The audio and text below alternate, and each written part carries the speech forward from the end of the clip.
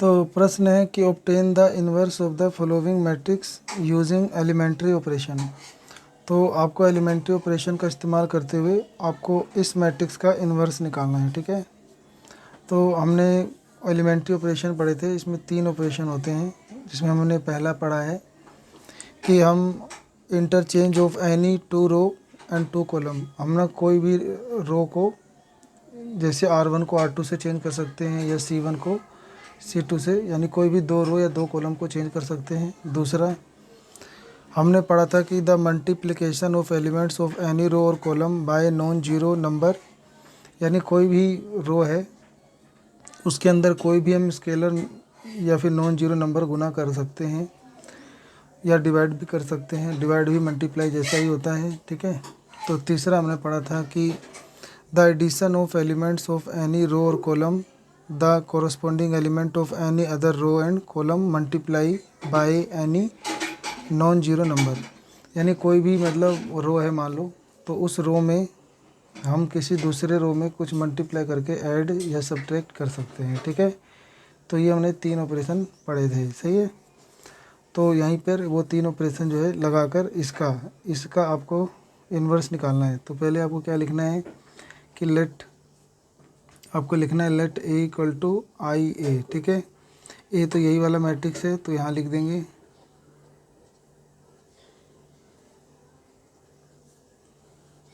ये आई होता है आइडेंटिटी मैट्रिक्स, इसको हम लिखते हैं 0 मतलब 1 0 0 0 1 0 0 0 1 और ये ए छोड़ देते हैं, ठीक है। ऐसे लिखना है। अब आपको क्या करना होता है इसके अंदर कि आपको इसको ऐसे इंटरचेंज करना होता है कि इसमें ऑपरेशन लगाना होता है, इसमें ऑपरेशन लगाना होता है कि और इस 2 में ऑपरेशन लगाना होता है। इसमें ऑपरेशन लगाते लगाते आपको इसको इस फॉर्म में, यानी इसको इस फॉर्म में लाना है 1 0 0, इसको 1 0 0 फिर 0 1 0 और 0 0 1 बनाना है, ठीक है। यानी डायगोनल एलिमेंट 1 1 और नॉन डायगोनल को 0 0 बनाना है। तो बस यहाँ तो 0 है, यहाँ अब 1 कैसे लाया जाए, तो इसको 1 लाने के लिए हम ये पहला वाला इंटरचेंज वाला लगाएंगे। तो हम लिखेंगे अप्लाइंग,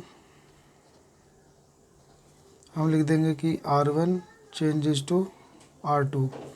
तो हम R1 को R2 से चेंज कर देंगे, तो ये जो R2 ये ऊपर और ये नीचे है, तो ये इसको ऊपर लिखने से ऊपर 1 आ जाएगा, तो यहाँ 1 चाहिए था, तो इसको ऊपर भेज देंगे तो जाएगा 1 2 3 0 1 2 और 3 1 1। अब जो भी हमने ऑपरेशन लगाया वो दोनों तरफ होगा, तो ये ऊपर चला जाएगा 0 1 0 1 0 0 0 0 1, ठीक है। ऐसे लिख देंगे। फिर उसके बाद ये 1 हो गया है, फिर इसको ये दूसरे रो और तीसरे रो को 0 बनाएंगे, इसको 0, ये तो पहले से 0 है, इसको 0 बनाएंगे। इसको 0 बनाने के लिए यहाँ पर हमें अप्लाई करना होगा, अप्लाइंग हमें इसको 0 बनाना है, तो R3, तो R3 में हम अप्लाई कर देंगे कि R3 इसमें से हम माइनस कर देंगे 3 गुना R1, 3 गुना R1, यानी अगर हम इस R1 में 3 गुना करके इसमें से माइनस करें तो 0 बन जाएगा, ठीक है। तो 0 मतलब 0 बनाने के लिए आपको प्लस या माइनस करना होगा। तो फिर ये ऑपरेशन लगाएंगे इसमें, तो या तो R3 में लग रहा है तो बाकी 2 R1 और R2 सेम रहेंगे,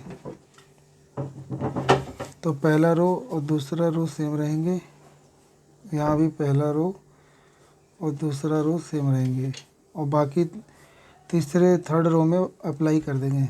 तो R3 है, फिर R3 में ऑपरेशन लगाएंगे कि R1 में 3 मल्टीप्लाई करके माइनस करना है। तो ये जो 3 है, इस 3 में से माइनस कर देंगे 3 मल्टीप्लाई R1 में 1 है, तो ये तो 0 आ जाएगा, तो यहाँ 0 लिख देंगे। फिर ये जो 1 है, 1 में से माइनस कर देंगे 3 × 2, तो 1 माइनस 3 2 6, तो -5, तो यहाँ लिख देंगे -5।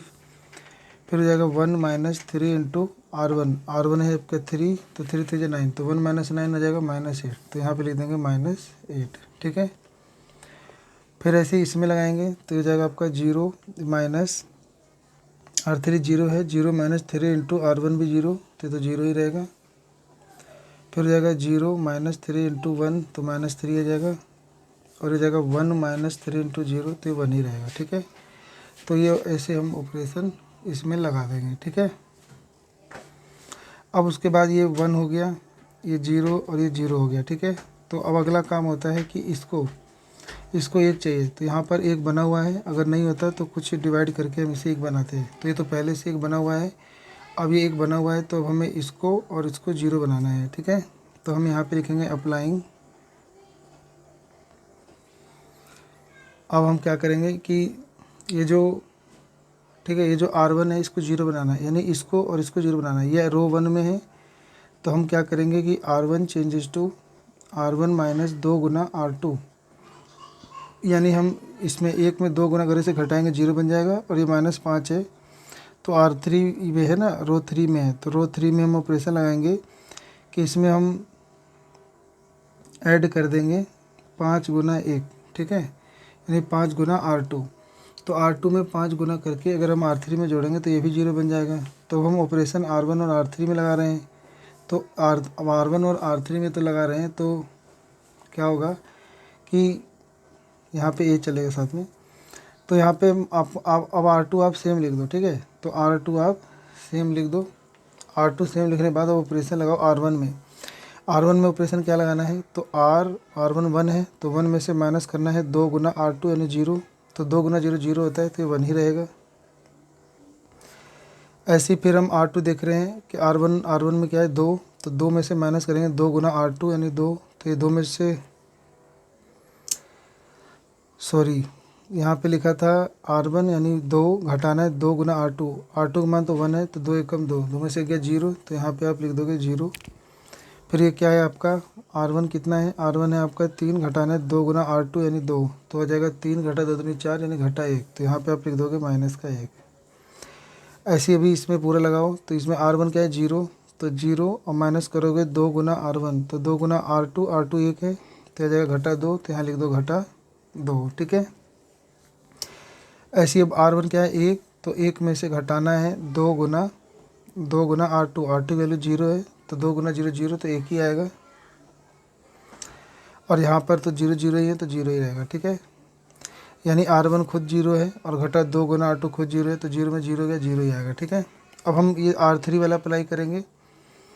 तो R3 वाला जब अप्लाई करोगे तो क्या लिखोगे कि R3 यानी 0, 0 में से घटाओगे मतलब जोड़ोगे 5 गुना R2 की वैल्यू तो खुद 0 है, तो इसीलिए यहाँ पे 0 ही आएगा।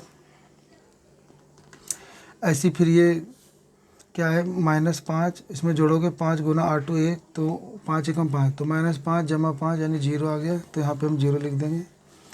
और फिर हमें क्या चाहिए था R3 क्या है -8, और -8 में जोड़ना है 5 गुना R2, 5 गुना R2 2 है, तो 5 दूनी 10, 8 में 10 गया 2, तो यहाँ पे आपका 2 आ जाएगा। ठीक है, ऐसे ही फिर यहाँ पे क्या है 0, तो यहाँ पे अगर 0 है तो लिख देंगे 0, R3 0 हो गया, और इसमें से जोड़ना है 5 गुना R2 का मान क्या है 1, तो 1, तो ये 5 ही आ जाएगा ये। ठीक है, फिर ऐसी R3 क्या है -3, इसमें जोड़ेंगे 5 गुना R2 0, तो -3 रहेगा। ठीक है, और ये वाला R3 क्या है 1, तो 1 जमा 5 गुना 0, R2 0 है, तो 1 ही रहेगा ये। ठीक है, तो ऐसे ऑपरेशन हमने लगा दिया।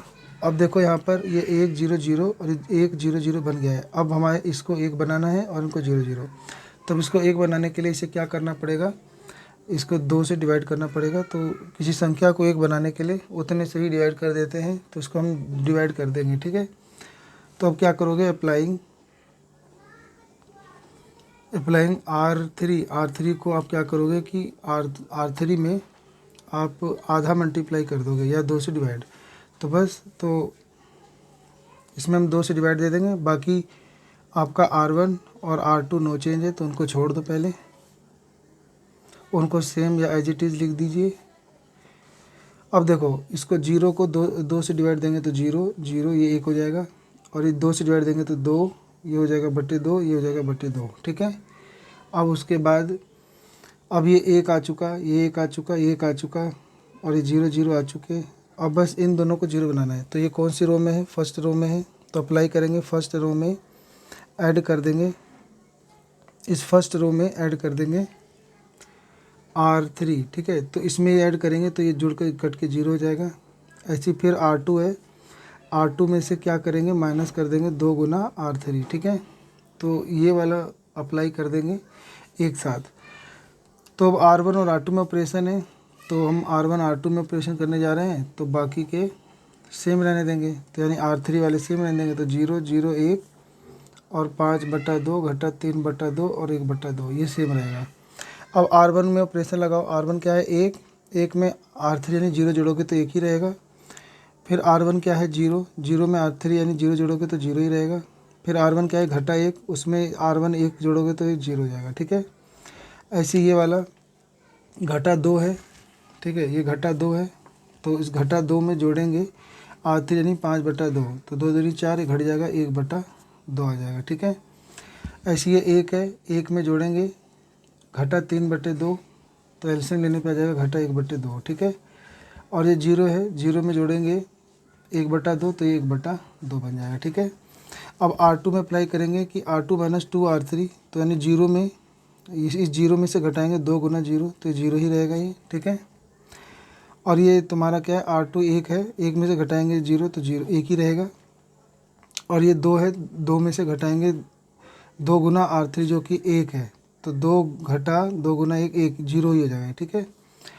और अब फिर ये R2 कितना था, R2 था आपका 1, 1 में घटाओगे 2 गुना, ठीक है, 2 गुना क्या है R3 यानी 5/2, तो इसे गुना करोगे 1 घटा 2, 2 से 2 कट जाएगा घटा 5, तो हो जाएगा घटा का 4, ठीक है।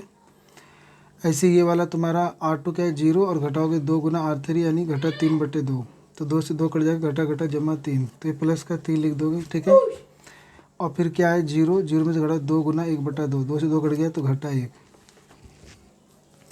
अब ये सारा का सारा लगभग आइडेंटिटी मैट्रिक्स बन गया है, ठीक है। अब क्या करेंगे, इस ए को इधर भेज देंगे, तो ए का इन्वर्स ये आंसर हो जाएगा ये वाला, तो ये हो जाएगा 1/2 माइनस 1/2, 1/2 घटा 4 जमा 3 घटा 1 और फिर 5/2 घटा 3/2 और 1/2, तो ये आपका आंसर आ गया, ये आपका इन्वर्स आ गया, ठीक है।